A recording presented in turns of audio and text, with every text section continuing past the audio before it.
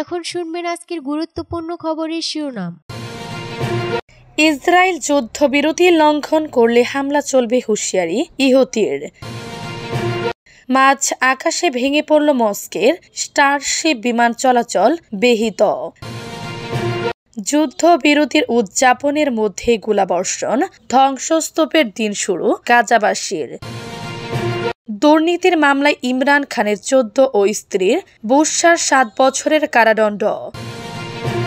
ইসরায়েলের সাবেক সেনা বললেন, আমরা গাজায় যা করেছি তার জন্য আমি দুঃখিত। বন্ধু বিবি নেতানিয়াহুকে উপায় খুঁজতে বললেন বাইডেন। ইসরায়েল যুদ্ধবিরতি লঙ্ঘন করলে হামলা চলবে, হুঁশিয়ারি ইহুতির। গাজায় যুদ্ধবিরতি ও বন্দি বিনিময় চুক্তিতে সম্মত হয়েছে ইসরায়েল ও ফিলিস্তিনের স্বাধীনতাকামী সংগঠন হামাস। তবে ইসরায়েল যদি যুদ্ধবিরতি চুক্তি লঙ্ঘন করে তাহলে তাদের উপর হামলা অব্যাহত রাখবে বলে হুঁশিয়ারি করেছে ইয়েমেনের ইহুদি বিদ্রোহীরা। গাজায় 15 মাস ধরে চলা সহিংসতার পর যুদ্ধবিরতি চুক্তিতে সম্মত হয়েছে হামাস ও ইসরায়েল। এই চুক্তিটি আগামী রোববার 19 জানুয়ারি থেকে কার্যকর হওয়ার কথা রয়েছে।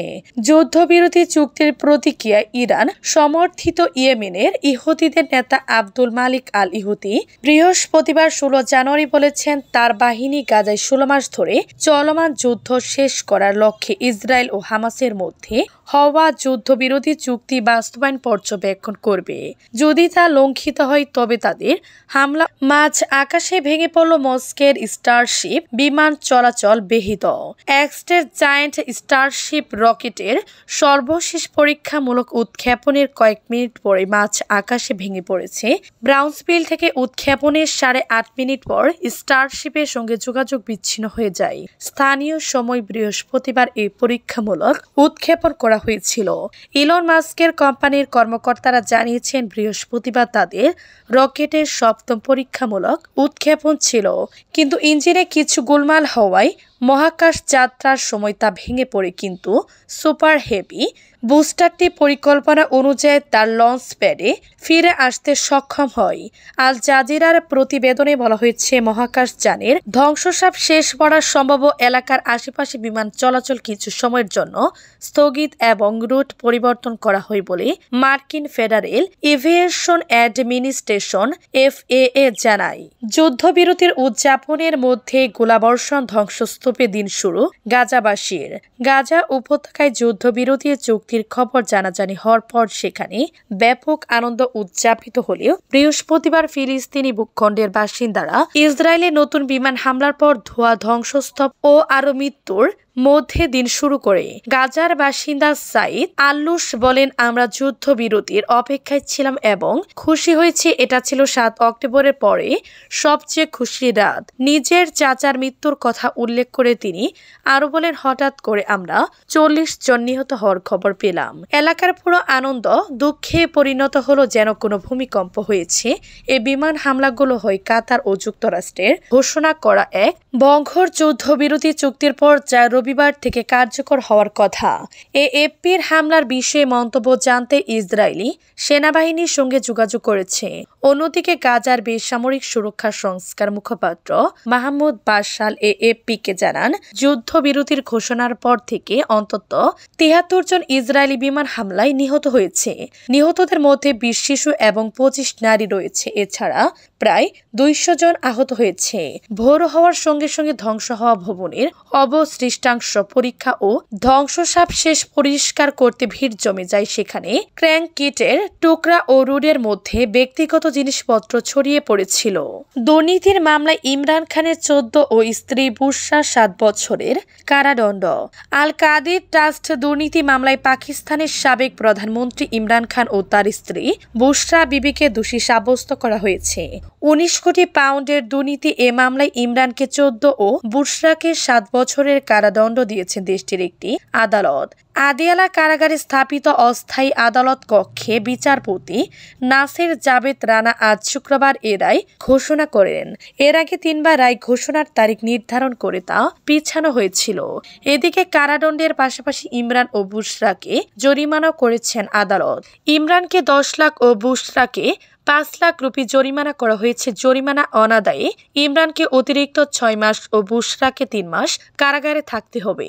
রায় ঘোষণা উপলক্ষে আদিয়ালা কারাগারের বাহিরে আজ কঠোর নিরাপত্তা ব্যবস্থা নেওয়া হয়। রায় ঘোষণার পর আদালত কক্ষ থেকে বুশরাকে গ্রেফতার করা হয়। পাকিস্তান তেহরিক ই ইনসাফের পিটিআই প্রতিষ্ঠাতা ইমরান খান বর্তমানে রাওয়ালপিন্ডির আদিয়ালা কারাগারে বন্দী। 19 কোটি পাউন্ড তছরূপের অভিযোগে তার ও বুশরা বিবির বিরুদ্ধে আল কাদের ট্রাস্ট দুর্নীতি মামলা করেছিল পাকিস্তানের ন্যাশনাল কাউন্টাবিলিটি ব্যুরো NEB। মামলায় 2023 সালে মে মাসে ইমরানকে গ্রেফতার করা হয়। আর সাধারণ নির্বাচনের পর গত বছরের 27 ফেব্রুয়ারি মামলায় ইমরান ও বুশরাকে অভিযুক্ত করা হয়। ইসরায়েলের সাবেক সেনা বললেন, আমরা গাজায় যা করেছি তার জন্য আমি দুঃখিত।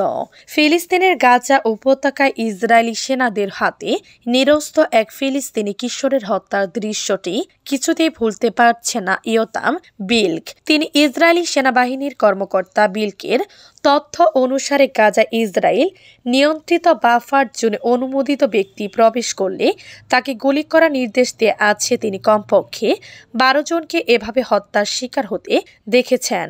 তবে ওই কিশোরকে হত্যার দৃশ্যটি এখনো তার চোখের সামনে ভাসছে। গাজায় 15 মাসের যুদ্ধের বিরুদ্ধে সোচ্চার ব্যক্তিদের মধ্যে ইসরায়েলি সেনারা আছেন, তাদেরই একজন বিল্ক। এসব ইসরায়েলি সেনা ইতিমধ্যে গাজায় লড়াই চালিয়ে যেতে অস্বীকৃতি জানিয়েছেন। কারণ হিসেবে সেনারা বলেন তারা এমন কিছু দেখছেন বা করছেন যা নৈতিকতার সীমারেখাকে ছাড়িয়ে গেছে। ইসরায়েল ও হামাস গতকাল বুধবার একটি যুদ্ধবিরতি চুক্তিতে সম্মত হয়েছে। যুদ্ধবিরতি কার্যকর হবে আগামী রোববার থেকে। অবশ্যই এই অগ্রগতির আগে কিছু সংখ্যক ইসরায়েলি সেনা যুদ্ধ বন্ধের জন্য তৎপরতা শুরু করেন। যেমন প্রায় 200 ইসরায়েলি সেনার স্বাক্ষরিত এক চিঠিতে বলা হয়, সরকার যদি যুদ্ধবিরতিতে না পৌঁছায় তবে তারা লড়াই করা বন্ধ করে দিবেন। একে সূচনা পর্ব বলে উল্লেখ করা হয়। গাজায় লড়াই চালিয়ে যেতে রাজি না হওয়া ইসরায়েলের 7 সেনা সদস্য বার্তা সংস্থা এপির সঙ্গে কথা বলেন। ফিলিস্তিনদের কিভাবে নির্বিচার হত্যা করা হচ্ছে, তাদের ঘরবাড়ি ধ্বংস করা হচ্ছে তা বর্ণনা করেছেন তারা। বন্ধু বিবি নেতানিয়াহুকে উপায় খুঁজতে বললেন বাইডেন। যুক্তরাষ্ট্রের বিদায়ী ডেমোক্র্যাট পার্টির প্রেসিডেন্ট জো বাইডেন গতকাল বৃহস্পতিবার বলেছেন, ফিলিস্তিনদের ন্যায্য সমস্যাগুলো আমলে নিয়ে ইসরায়েলের প্রধানমন্ত্রী বেনিয়ামিন নেতানিয়াহুকে সমাধানের একটি উপায় খুঁজে বের করতে হবে। ইসরায়েলের স্থিতিশীলতার জন্য এটি প্রয়োজন বলে মন্তব্য করেন বাইডেন। মার্কিন সংবাদ মাধ্যম MSNBCকে গতকাল দেয়া এক সাক্ষাৎকারে এ কথা বলেন বাইডেন। আগামী সোমবার রিপাবলিকান পার্টি থেকে নবনির্বাচিত প্রেসিডেন্ট ডোনাল্ড ট্রাম্পের কাছে দায়িত্ব হস্তান্তর করেন বাইডেন। নেতানিয়াহুকে বন্ধু সম্বোধন করে বাইডেন বলেন, যদিও আমরা অনেক বেশি পুরোপুরি একমত নই, তবু আমার বন্ধু বিবি নেতানিয়াহুকে আমি একটি বিষয় মনে করিয়ে দিতে চাই। বাইডেন আরো বলেন, ফিলিস্তিন